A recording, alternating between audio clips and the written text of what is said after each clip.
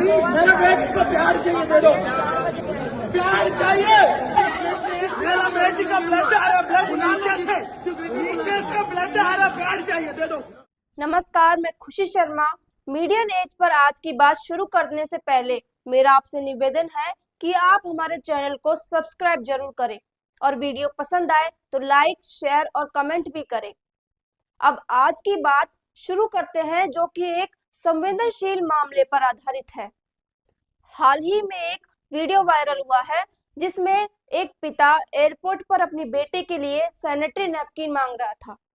ये सिर्फ एक पिता की व्यक्तिगत पीड़ा नहीं है, यह उस सामाजिक और प्रशासनिक व्यवस्था की ओर उंगली उठाता है जो आज भी महिलाओं की प्राकृतिक जरूरतों, उनकी गरिमा, स्वास्थ्य और स्वच्छता को प्राथमिकता नहीं देती। यह घटना किसी एक परिवार की समस्या नहीं है, बल्कि यह उस बड़ी, गहरी और लगातार बनी रहने वाली समस्या की अभिव्यक्ति है जिसका सामना भारत की करोड़ों महिलाएं रोज करती है। सार्वजनिक स्थानों पर सैनिटरी नैपकिन, सुरक्षित टॉयलेट और स्वच्छ सुविधा का अभाव। सबसे पहले हम बात करते हैं महिलाओं की संख्या की। UNFPA 2024 के अनुसार भारत की आबादी लगभग 1.44 अरब है और इनमें 48.4% महिलाएं हैं, यानी लगभग 70 करोड़ महिलाएं और लड़कियां इस देश में रहती हैं, जो कि हमारी बेटियां, बहनें, छात्राएं, कामकाजी महिलाएं और गृहिणियां हैं। हर दिन देश की सड़कों, सार्वजनिक परिवहन, ऑफिस, कॉलेज, बाजार और यात्रा स्थलों पर नजर आती है। इतने बड़े अनुपात के बावजूद उनकी बुनियादी जरूरतों की अनदेखी हमारे सिस्टम की सबसे बड़ी असफलता है। अब हम बात करते हैं मेंस्ट्रुअल हाइजीन की। NFHS 5 के अनुसार 15 से 24 वर्ष की 64.1% युवतियां सैनिटरी नैपकिन का इस्तेमाल करती है। इसका मतलब है कि लगभग 35 से 40% युवतियां अब भी कपड़े या असुरक्षित तरीकों पर निर्भर रहती है। ग्रामीण और आर्थिक रूप से कमजोर वर्ग में करीब 50% महिलाएं अभी भी पुराने, गंदे या अस्वच्छ साधनों का उपयोग करती है। इसका मुख्य कारण है संसाधनों की कमी होना, जागरूकता की कमी, स्वच्छ टॉयलेट न होना और नैपकिन उपलब्ध न होना। यूनिसेफ के अनुसार भारत में 71% किशोरियों को पहली बार मेंस्ट्रुएशन आने पर कोई जानकारी नहीं होती। यूनेस्को की एक रिपोर्ट बताती है कि 23% लड़कियां मेंस्ट्रुएशन आने पर स्कूल नहीं जाती और 10% लड़कियां मेंस्ट्रुएशन शुरू होने के बाद स्कूल छोड़ देती है। यानी मेंस्ट्रुएशन सिर्फ स्वास्थ्य का नहीं, बल्कि शिक्षा, भविष्य और समानता का भी मुद्दा है। सार्वजनिक परिवहन की अगर हम बात करें तो वर्ल्ड बैंक के अनुसार भारत में 84% महिलाओं की यात्रा सार्वजनिक परिवहन पर आधारित होती है। बस, ट्रेन, मेट्रो या ऑटो महिलाएं हर दिन इनका उपयोग करती है। लेकिन सवाल यह है कि क्या इन जगहों पर स्वच्छ, सुरक्षित और महिला अनुकूल सुविधाएं उपलब्ध है? जवाब आप सबको पता है।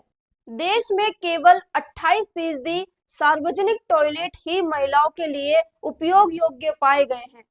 लगभग 1/3 महिलाएं सार्वजनिक टॉयलेट का उपयोग ही नहीं करती, क्योंकि वे या तो गंदे होते हैं, पानी की कमी होती है, सुरक्षा नहीं होती या नैपकिन या डिस्पोजल की कोई सुविधा नहीं होती।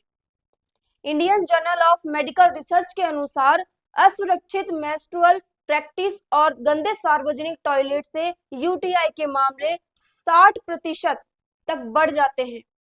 RTI, फंगल इन्फेक्शन और पेल्विक डिजीज जैसी दिक्कतें आम है। WHO बताता है कि मेंस्ट्रुएशन से जुड़े असुरक्षित तरीकों के कारण 41% महिलाओं में बार बार UTI, 30% में ITI और कई मामलों में बांझपन का खतरा बढ़ जाता है।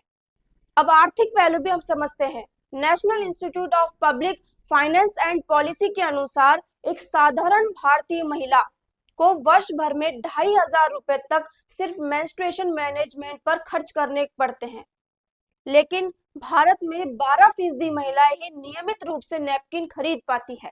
कीमत और उपलब्धता सबसे बड़ी दिक्कत बनी हुई है। इस दिशा में सरकार की योजनाएं बनी भी, जिनमें 2012 में आई मेंस्ट्रुअल हाइजीन स्कीम प्रमुख है।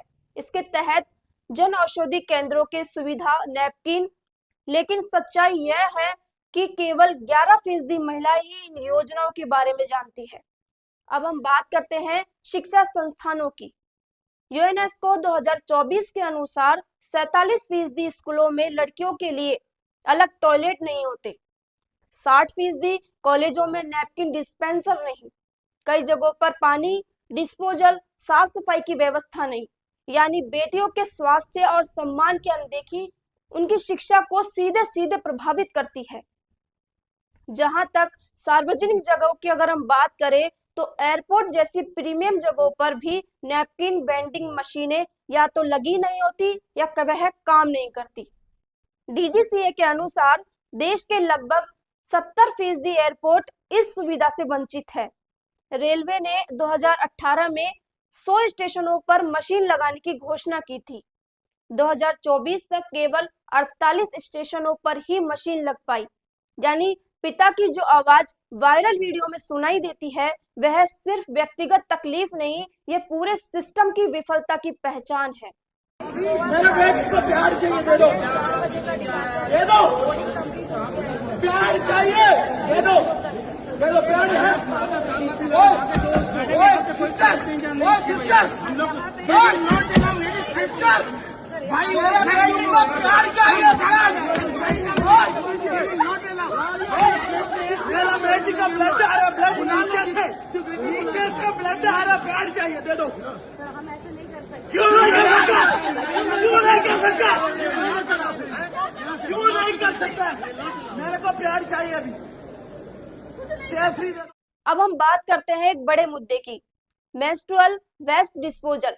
भारत हर महीने लगभग 100 करोड़ सैनिटरी नैपकिन का कचरा पैदा करता है, लेकिन इनमें से केवल 18% का ही सुरक्षित निपटान हो पाता है। बाकी खुले में फेंका जाता है, जिससे संक्रमण का खतरा, बदबू, पर्यावरण प्रदूषण और सफाई कर्मियों के लिए भारी जोखिम बढ़ जाता है। अंतर्राष्ट्रीय तुलना देखें तो यह समस्या और स्पष्ट होती है। स्कॉटलैंड दुनिया का पहला देश है जिसने सभी महिलाओं को मुफ्त सैनिटरी नैपकिन उपलब्ध करवाए।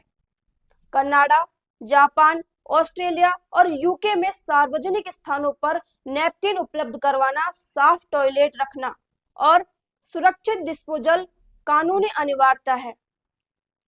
भारत इन मानकों से अभी भी काफी पीछे है। इसलिए एक पत्रकार होने के नाते और आधी आबादी का प्रतिनिधित्व करते हुए यह मांग बेहद जरूरी है कि हर सार्वजनिक स्थान, airport, railway station, school, college, bus stand, mall, बाजार, ऑफिस और सरकारी इमारत में सैनिटरी नैपकिन, साफ पानी, सुरक्षित टॉयलेट और डिस्पोजल सुविधा अनिवार्य की जाए। ये कोई लग्जरी नहीं, ये महिलाओं की संवैधानिक, मानवीय और स्वास्थ्य का अधिकार है। वायरल वीडियो में एक असहाय पिता की आवाज, बेटी की जरूरत के लिए उनका संघर्ष, हम सब के लिए एक सवाल है, क्या हम 21वीं सदी में भी महिलाओं की प्राकृतिक जरूरतों को विकल्प की तरह देखेंगे या इसे एक बुनियादी मानव अधिकार मानकर गंभीरता से सुधार करेंगे?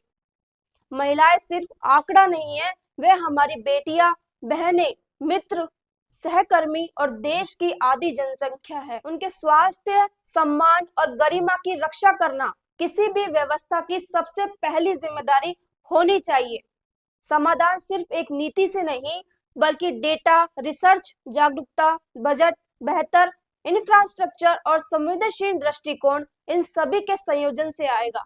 ये रिपोर्ट इस पिता की आवाज की तरह एक उसी बदलाव की पुकार है। मीडिया नेट के साथ जुड़े रहिए। नमस्कार।